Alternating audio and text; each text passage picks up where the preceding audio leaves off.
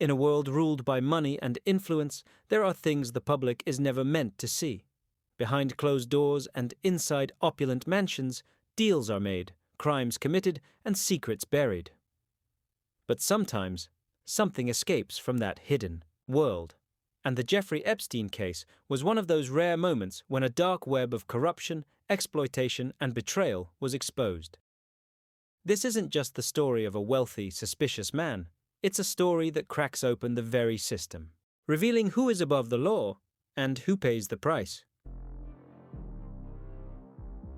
Jeffrey Epstein, born January 20, 1953, Brooklyn, New York, USA, died August 10, 2019, Manhattan, was an American serial sex trafficker, pedophile, and financier.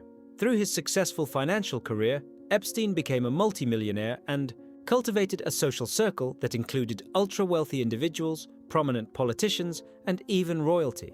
Jeffrey Epstein wasn't just wealthy, he was connected. Connected to royals, presidents, celebrities, and even top scientists. He was a familiar face at elite social gatherings, but behind the glittering lights were shadows of secrets. What really linked Epstein to these powerful individuals? Were they just casual friendships, or was there a deeper agenda?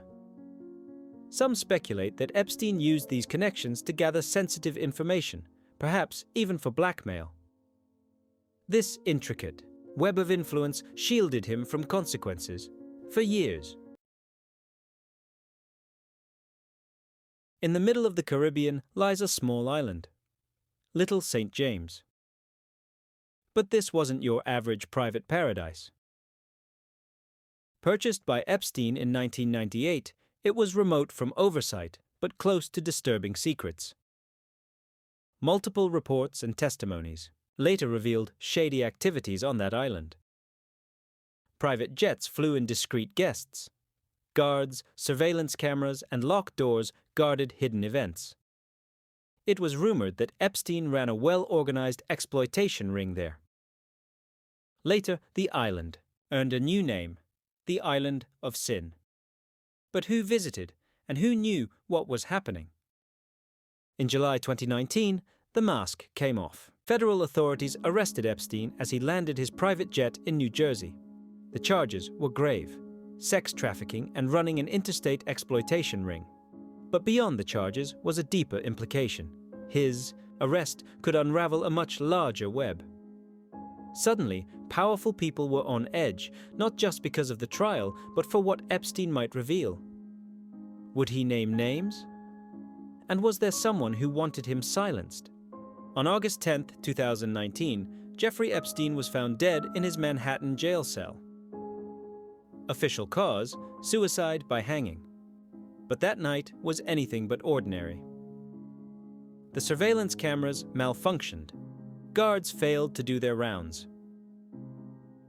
And his cellmate was transferred just before. Could all this really be coincidence? Subsequent investigations uncovered troubling inconsistencies. Bruises that didn't match typical suicide. No medical supervision, despite a previous attempt just weeks earlier. Suddenly, conspiracy theory started sounding like a possible truth. Many claimed Epstein wasn't allowed to die. He was silenced. Even after his death, the story didn't close.